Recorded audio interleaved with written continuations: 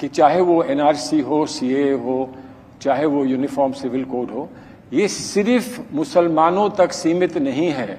इस सब का प्रभाव, दूरगामी प्रभाव हमारे देश के सब लोगों पर पड़ेगा। ये बताइए, इस देश में एक राज्य तो है ना जहां यूनिफॉर्म सिविल कोड लंबे समय से है? कौन राज्य है? गोवा। हाईली क्रिश्चियन डोमिनेटेड राज्य है, तो माइनॉरिटी को तो प्रॉब्लम नहीं है। ये कहिए एक को प्रॉब्लम है। दूसरी बात कि साहब हमारे धार्मिक मामले में हस्तक्षेप हो जाएगा। अब मैं बताना चाहता हूं, धार्मिक मामले में तो हम ईमानदारी से हस्तक्षेप मान चुके हैं। अरे भाई, क्रिश्चियनिटी और इस्लाम में तलाक का प्रावधान तो है। आपको सिर्फ इस पे प्रॉब्लम है कि तलाक इस तरीके से या उस तरीके से। हिंदू धर्म में तलाक का कोई प्रावधान नहीं है। ठीक बोल रहे हैं वो लोग। हमारे यहां पति पत्नी का संबंध एक कॉन्ट्रैक्ट नहीं है, हमारे यहां वो एक संस्कार है, जन्म जन्मांतर का संबंध है। कहा जाता था कि डोली आती, अर्थी जाती और 7 जन्म तक का संबंध है। मैं चुनौती से कहता हूं, किसी हिंदू धर्म ग्रंथ में लिखा हुआ दिखा दीजिए कि संबंध विच्छेद कैसे किया जा सकता है। इसके बावजूद मॉडर्न परिस्थितियों को ध्यान में रखते हुए हमने स्वीकार किया। अरे हमसे ज्यादा किसी ने एक्सेप्ट किया, और उसके बाद कह रहे हैं साहब हम उन पे थोप रहे हैं। अरे भाई, आपका हमने स्वीकार किया है, हम आप पे कब थोप रहे हैं? और दूसरी बात, जहां तक आप सिविल कोड की, कॉमन सिविल कोड के ऊपर बात है, तो इसको किसी को अन्यथा नहीं लेना चाहिए। अगर ईमान में पूरी अकीदत है तो पूरा मानो ना। क्रिमिनल कोड में क्यों नहीं मानते भाई? सिविल में चाहिए, मगर चोरी करके हाथ नहीं कटवाने, दारू पी के कोड़े नहीं पड़वाने हैं, और अगर किसी प्रकार की गलती हो जाए तो पत्थर नहीं खाने हैं। सिर्फ औरतों को दबाने के लिए हमें वो राइट्स चाहिए। अन्यथा आप कहिए मौसीकी कुफ्र है, तो फिर उसके लिए जो सजा है वो आप मानिए। जो लोग कहते हैं कि हिजाब रखना चाहिए, तो मैं इतना बड़ा कोई आलिम फाजिल नहीं, पर इतना अगर जिस नियम में आप कहते हैं हिजाब रखना चाहिए, तो हिजाब जो औरत ना पहने तो उसके पत्थर भी पड़ने चाहिए। नहीं साहब, इस ढंग के रूल आप मानेंगे? शराब पीते पकड़े जाए 100 कोड़े लगने चाहिए, ये तो शरिया कहता है। क्यों नहीं लगवाने को तैयार भाई? 2 लोग चोरी करेंगे, एक हिंदू होगा एक मुसलमान होगा, हिंदू 6 महीने सजा काट के आ जाएगा, वो हाथ कटवा लेगा, वो नहीं चाहिए। तो मुझे ये समझ में नहीं आता, आधे ईमान पे अकीदत क्यों है जी? अगर रखो तो पूरे ईमान पे रखो। लग रहा है दिल गार्डन गार्डन हो रहा है, बहुत मजा आ रहा है यहाँ पे। क्या लबे सीरी सा लग रहा है, दिल गार्डन गार्डन। कि अयोध्या विवाद एक बहुत बड़ी बात थी, वो विवाद खत्म हुआ, आज देश में शांति है, राम मंदिर बन रहा है, सबको खुशी है। अब और जगहों पर विवाद ना बढ़ाया जाए, ये कहा जाता है। आपने बहुत सही बात कही। विवाद किस बात पे है भाई? विवाद किस बात पे? मतलब ये तो वो स्थिति हो गई कि मैं तो खुद कहता हूं भाई, इस्लाम तो अमले रसूल है ना, अमले बादशाहत नहीं। तो कभी बाबर के नाम की मस्जिद के लिए लड़ाई, कभी औरंगजेब के लिए लड़ाई। अरे बादशाहों के कर्मों को अपने ऊपर क्यों ओढ़ना?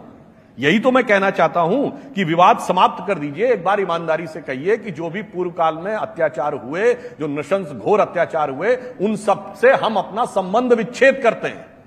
अन्यथा कोई ये कहे आज के जर्मनी में कि साहब ज्यूज और जर्मन्स के बीच में भाईचारे का प्रतीक ये रहेगा कि कोई जर्मन खड़े होकर ये कहे कि Adolf Hitler, Rudolf Hess, Adolf Eichmann और हरमन गोरिंग ने जो ज्यूज का होलोकास्ट किया था, वो हमारे लिए गर्व की बात है।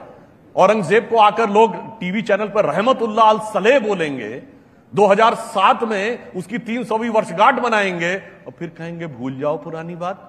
अरे मैं तो कह रहा हूं साहब, भूलने को तैयार हैं, आप तो भूलने को तैयार हो। आप बाबर, तुगलक, औरंगजेब, इशरत जहां, याकूब मेनन, जाकिर नायक, बुरहान वानी से जोड़ने को तैयार हैं। क्यों नहीं अमीर खुसरो, अब्दुल रहीम खान खाना, इतने बड़े कृष्ण भक्त कवि सैयद इब्राहिम रसखान, जिन्होंने कहा मानुस हो तो वही रसखान, बसों ब्रज गोकुल गांव के कारण। ये कहते गंगा जमनी तहजीब, ये शब्द कहां से आया? औरंगजेब का बड़ा भाई दारा शिको, उसने किताब लिखी मंजुमल बहरीन, मतलब 2 समुद्रों का मिलन। और इतना ही नहीं, उसने उपनिषदों का फारसी में अनुवाद कराया। उसका नाम रखा सिर्रे अकबर, वर्ड्स ऑफ गॉड। वहां से वो लैटिन में और वहां से जर्मन में आर्थर शोपेनहावर ने ट्रांसलेट कराया। और उस दारा शिको का सर काट के थाली में सजा के जेल में बंद अपने बाप को देने वाला वो गंगा जमनी तहजीब का प्रतीक है, और दारा शिको नहीं। अरे भाई, आप दारा शिको से जोड़िए। आप उसके बाद, और लास्ट में बात कर दो, लेटेस्ट आता हूं, डॉक्टर एपीजे अब्दुल कलाम से बड़ा साइंसदान आलम इस्लाम में नहीं पैदा हुआ। उनके नमाजे जनाजा में कितने सेकुलर गए थे पूछता हूं। बुरहान वानी, याकूब मेनन, इनके लिए खूब बयान, और उनके जाएंगे आतंकवादियों के में, डॉक्टर कलाम के में नहीं गए। उस्ताद बिस्मिल्लाह खान ने 15 अगस्त 47 को सबसे पहले शहनाई बजाई थी। कितने लोग गए थे उनके नमाजे जनाजा? 2015 में वीर अब्दुल हमीद की शहादत की 85वीं वर्षगांठ हुई। सिर्फ भाजपाइयों के अलावा कितने लोग गए थे मैं पूछना चाहता हूं। ये बताइए, ब्रिगेडियर मोहम्मद उस्मान का घर उत्तर प्रदेश के गाजीपुर में है, वहां जाएंगे आजमगढ़ गाजीपुर में आतंकवाद के आरोपियों क्या सिजदा करेंगे? कितने लोग गए वहां? समस्या हिंदू मुस्लिम की नहीं है, मुस्लिमों में कट्टरपंथी मानसिकता है और उसी को उनका प्रतिनिधि बना दिया गया है और उसी से कहा जाता है एडजस्ट करके रखना। समस्या ये आपको पता है इस देश में कितनी मस्जिदें? 3 लाख।